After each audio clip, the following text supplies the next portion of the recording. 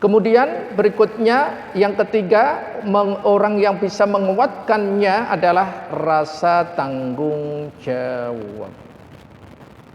Jadi orang itu kalau ada tanggung jawabnya, orang itu kalau sudah tanggung jawabnya, resiko apapun yang ia akan hadapi, ia hadapi enggak? Pasti dia akan hadapi kalau ia betul-betul orang yang bertanggung jawab. Itu. Yang keempat, iman kepada hari akhir. Nah, ini salah satu faktor. Iman kepada hari akhir ini yang membuat jiwa seseorang itu punya kesabaran, punya keteguhan, punya keistiqomahan terhadap segala bentuk mara bahaya yang menghalanginya demi berdakwah di jalan Allah. Iman inilah yang menguatkan perasaan untuk memikul tanggung jawab yang besar itu.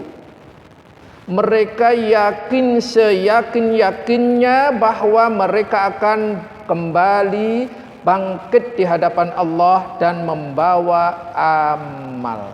Dan amal yang paling baik adalah jihad fi sabilillah. Meskipun tidak di medan perang, tapi jihad macam-macamnya banyak sekali. Salah satunya jihad adalah kita memerangi kejahilan dengan bertolabul ilmi. Maka orang yang menuntut ilmu, Allah mudahkan baginya jalan menuju surga. Ini banyak sekali ayat sejatinya, tetapi ana akan sampaikan satu, surat Al-Mu'minun surat 23 ayat 60. Dan orang-orang yang memberikan apa yang telah mereka berikan dengan hati yang takut. Quran surat Al-Mu'minun ayat 60 tadi. Mereka tahu dunia dengan kenikmatan dan penderitaannya tak mampu menyamai sebelah sayap nyamuk di akhirat. Jadi dunia itu kalau ada harganya di hadapan Allah, itu lebih berharga sayap nyamuk sebelah. Bayangkan, sayap nyamuk, ibu ada harganya nyamuk, dikasih nyamuk mau? Enggak kan? Itu loh Bu. Dunia itu seperti itu di hadapan Allah. Maka orang-orang yang berjuang di jalan Allah itu Masya Allah, melihat dunia itu seperti itu. Oleh karena itu jangan heran kok orang kok punya ya keberanian seperti itu, karena mereka melihat dunia seperti itu. Ini. Maka mereka istiqomahnya, teguhnya berjuang di jalan Allah itu luar biasa. Kesabarannya luar biasa. Kemudian yang kelima, Al-Quran. Ingat, ternyata Al-Quran ini salah satu penguat yang luar biasa, kesabaran yang luar biasa, keteguhan yang luar biasa, istiqomah yang luar biasa. Kenapa? Mari kita lihat. Pada saat-saat kritis, saat rawan, menakutkan, maka turunlah ayat-ayat yang memberikan hujjah atau alasan dan bukti serta penjelasan terhadap prinsip-prinsip dakwah itu. Nanti akan dijelaskan. Ayat-ayat itu membangkitkan perasaan mereka untuk bersabar dan tabah. Ayat-ayat ini banyak sekali.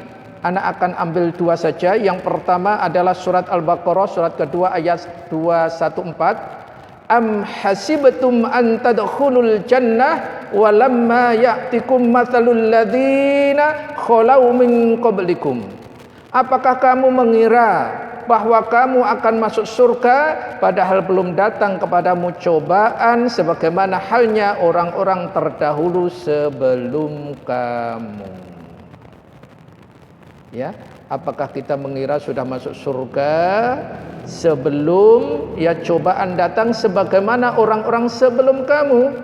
Tentu kalau kita ini berarti ulama-ulama kita puncaknya nanti tabi'in, sahabat, rasul dan para nabi-nabi sebelumnya. Apa itu? Mereka ditimpa malapetaka, kesengsaraan serta diguncangkan dengan berbagai macam cobaan. Jadi kalau begitu mereka melihat cobaan ini sarana menuju surga. Semakin berat cobaannya, berarti surganya semakin dekat. Masya Allah. Kemudian di ayat yang berikutnya surat Al-Ankabut ayat ke-1-3, bahwa apakah manusia itu mengira bahwa mereka dibiarkan saja mengatakan kami telah beriman sedang mereka tidak diuji lagi. Jadi orang-orang itu, orang-orang ini, para da'i ilallah, baik para rasul, para nabi, para ulama-ulama, mereka meyakini ujian ini demi menegakkan kalimat Allah sudah Allah tetapkan semuanya. Maka ayo jangan tinggalkan Al-Quran. Al-Quran inilah pemberi cahaya ketika gelap, memberikan ketabahan ketika sedang galau, dan meluruskan seorang manusia ketika ia sedang tersesat. Dan ketika nanti di akhirat, di alam barzah, salah satunya Al-Quran adalah yang akan menemaninya amalan solih. Ini semuanya, ayo, Al-Quran ternyata luar biasa. Terakhir, kabar-kabar gembira tentang datangnya kesuksesan. Jadi orang kalau melihat bahwa nanti akan sukses, dia ketika ada halangan gimana? Oh, enggak masalah, nanti kita akan sukses kok. Mari kita lihat. Pada saat-saat sulit luar biasa ada kabar gembira yang kemenangan orang-orang muslim. Ini sebetulnya kami akan mengarah ke perang Uhud. Karena tadi keteladanan Rasul dalam perang Uhud. Apa itu? Bisa dilihat surat As-Saff ayat ke-171 sampai 177, di mana walaqad sabaqat kalimatuna li'ibadinal mursalin. Dan sesungguhnya telah tetap janji kami kepada hamba-hamba kami yang menjadi rasul, yaitu sesungguhnya mereka itulah yang pasti mendapatkan pertolongan. Dan seterusnya, dan sesungguhnya tentara kami itulah yang pasti menang. Jadi ingat, akan ditolong oleh Allah dan tentara Allah pasti menang. Anak akan berikan satu contoh. Saba, yang dikenal dengan kerajaan Saba. Saba itu di daerah Yaman. Saba itu seorang laki-laki yang mempunyai 10 anak, yang 6 tinggal di Yaman, nanti bisa menguasai Jazirah Arab, dan 4 ke Sam. Maka 10 abad sebelum Masehi, ia sudah bisa mendirikan bangunan yang sangat besar sekali. Kemudian puncaknya di abad 8 sebelum Masehi, itu dipimpin oleh seorang ratu yang sangat adil. Rakyatnya makmur karena ada bendungan yang besar sekali. Nah, inilah nanti yang disebut dengan Ratu Balqis. Kemudian disurati oleh Nabi Sulaiman yang ada di Sam. Maka Ratu Balqis akhirnya masuk Islam. Maka setelah ratunya masuk Islam, rakyatnya semua masuk Islam. Jadi makmur jasmani dan rohaniahnya. Sudah negaranya maju, modern, makmur, masyarakatnya Islami luar biasa. Ini maksud tentara Allah nanti. Kemudian setelah berganti kerajaan, berganti raja dan seterusnya, akhirnya pelan-pelan setelah meninggalnya Ratu Balqis dan orang-orang yang beriman, dia kembali ke ajaran sebelumnya, yaitu menyembah matahari. Apa yang terjadi? Maka akhirnya Allah mengutus tikus, ya, tikus. Tikus itu lebih gede dibandingkan dengan kucing, yang menggerogoti bendungan-bendungan yang disebut dengan bendungan Ma'rib. Itu akhirnya bendungan itu bisa jebol, akhirnya hancur luar biasa karena mereka durhaka kepada Allah setelah beriman. Lihat tentara Allah, ya, tentara Allah itu luar biasa. Salah satunya apa saja yang dikehendaki oleh Allah Subhanahu wa taala. Thayyib. Ini poin pertama yang bisa kami sampaikan berkaitan dengan bahwa mengapa para nabi itu, para ulama itu, para siddiqin itu, para penegak kebenaran itu bisa istiqomah luar biasa. Ternyata karena ada faktor-faktor yang telah kami sebutkan tadi di antaranya. Maka ketika kita ingin kesabaran kita meningkat, keistiqomahan kita terus terjaga, dan kemenangan kita raih, pertolongan Allah akan datang. Ayo, 6 poin ini tadi kita ada pada diri kita, insyaallah. Kemudian yang kedua, di antara akhlak para nabi alaihissalam adalah menghadapi kebodohan dengan memberikan maaf dan toleransi. Ingat, Islam jangan diajari berkaitan dengan toleransi. Karena Islam itu sudah sangat menjunjung yang namanya toleransi. Baik, seperti apa toleransi yang diajarkan oleh Islam, kita akan sampaikan. Pada saat itu, orang-orang kafir Quraisy mereka ingin menjadikan toleransi yang menurut mereka, karena melihat perjuangan Rasulullah sallallahu alaihi wasallam itu semakin banyak pengikutnya, orang-orang kafir Quraisy itu ia khawatir. Maka ia memberikan toleransi, menghargai, saling tawar-menawar, ya, win-win solution gitu loh. Apa itu? Inilah yang ditawarkan kepada Rasul. Kemudian nanti Rasul gimana? Baik, ia datang kepada Rasulullah dan berkata, "Wahai Muhammad, bagaimana kalau kami beribadah kepada Tuhanmu dan kalian Muslim juga beribadah kepada Tuhan kami? Kita bertoleransi dalam segala permasalahan agama kita.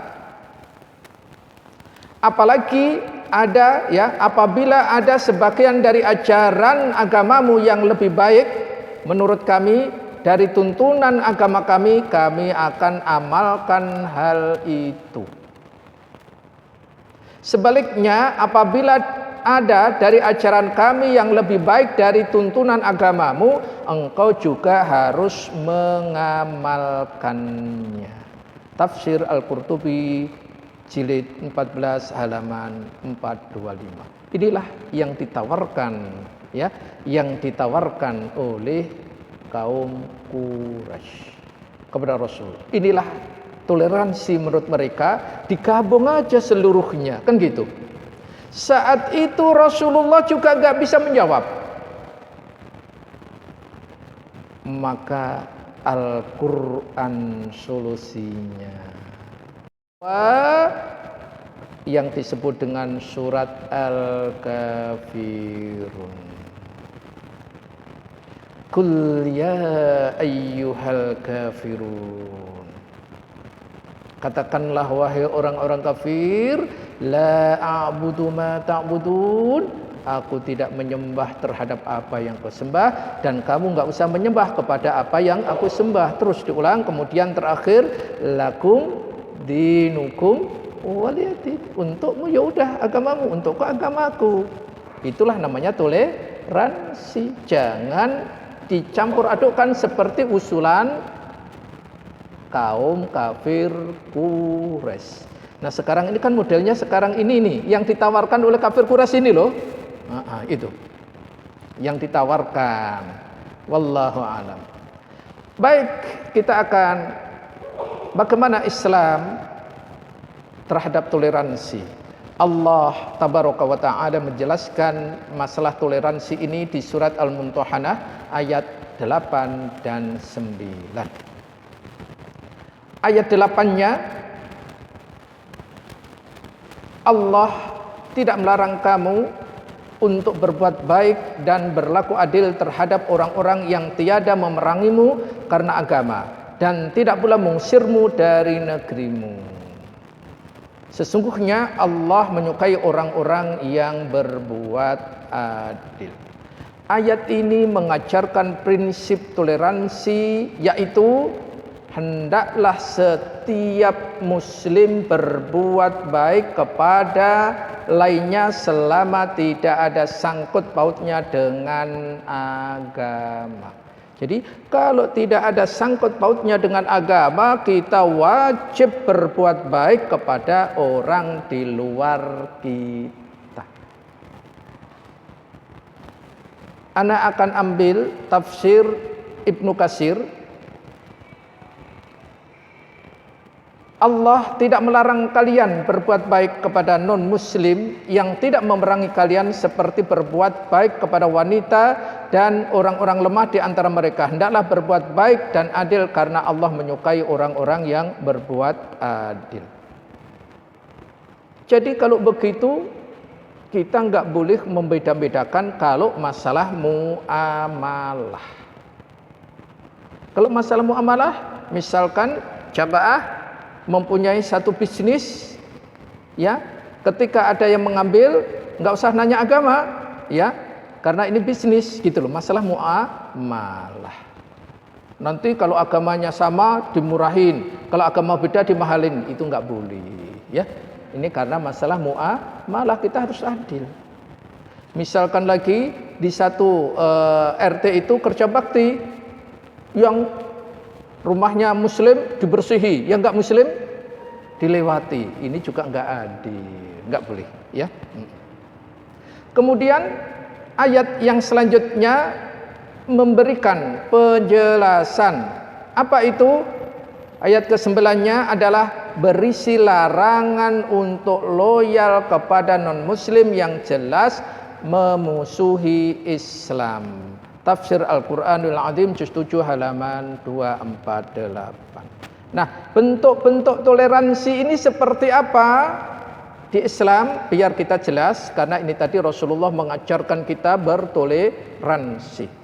Yang pertama, Islam mengajarkan menolong siapapun, baik orang miskin maupun orang yang sakit, orang kaya maupun orang miskin, orang muslim maupun tidak. Selama itu perlu bantuan yang sifatnya adalah duniawi, kita bantu. Masya Allah. Rasul dalam sabdanya, fi kulli kabidi rotbati ajrun. Menolong orang yang sakit yang masih hidup akan mendapatkan ganjaran pahala. Hadis riwayat Bukhari Muslim. Seperti contohnya Bu Dokter, ketika ngobatin, enggak usah nanya ini muslim atau tidak, obatin aja, seperti itu, ya. Jadi kalau masalah ini muamalah. Kemudian yang kedua, tetap menjalin hubungan kerabat pada orang tua atau saudara non muslim. Itu. Ini disebutkan di dalam Quran surat Luqman ayat ke-15. Wa in jahadaka ala an tusyrika bima laysa laka bihi ilm fala tuti'huma wa sahibuhuma fid dunya ma'rufa. Dan jika keduanya memaksamu untuk mempersekutukan dengan aku sesuatu yang tidak ada pengetahuan tentang itu, maka janganlah kamu mengikuti keduanya dan pergaulilah keduanya di dunia dengan baik. Nah, lihat di sini. Kewajibannya tetap mempergauli kedua orang tuanya dengan baik. Yang ketiga, boleh memberi hadiah kepada non-muslim. Jadi kalau memberikan hadiah boleh. Misalkan ibu baru pulang kampung. Biasanya kalau pulang kampung itu masing-masing wilayah kan punya makanan khas itu.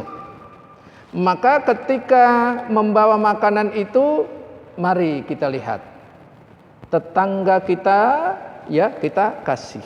Enggak usah pilih kasih. Nah, satu dikasih menurut kemampuannya. Itu. Inilah prinsip yang sangat penting untuk kita bertoleransi. Makna toleransi di sini tadi masalah duniawi, masalah muamalah, bukan masalah akidah dan bukan masalah ibadah. Jelas ya, jemaah ya? Jadi yang namanya toleransi adanya di mana?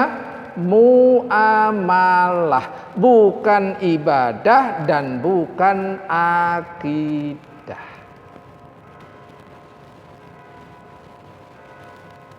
Baik. Kemudian yang ketiga yang tidak kalah pentingnya dalam masalah bab ini tadi yang diberikan gambaran ini, Masya Allah. Apa itu? Bahwa kita perlu bercermin, ya, kita perlu bercermin pada perbuatan dan sikap para nabi. Apa itu? Keburukan tidak boleh dibalas dengan keburukan. Justru keburukan harus dibalas dengan kebaikan. Ketika kita bisa melakukan ini, Masya Allah, kita akan menjadi orang yang sangat mulia. Kita akan menjadi orang yang luar biasa. Inilah hal yang perlu dan wajib kita ketahui guna mendapatkan hal yang sangat penting. Silahkan tolong di-share poin ketiga.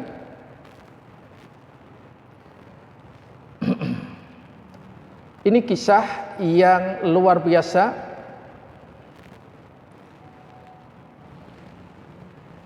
Ketabahan Rasulullah sallallahu alaihi wasallam terhadap hinaan, cacian dan penderitaan yang dialaminya, bahkan perbuatan dari orang-orang yang membuat beliau, maka ternyata beliau tidak membalas keburukan mereka, tetapi justru didoakan kebaikan.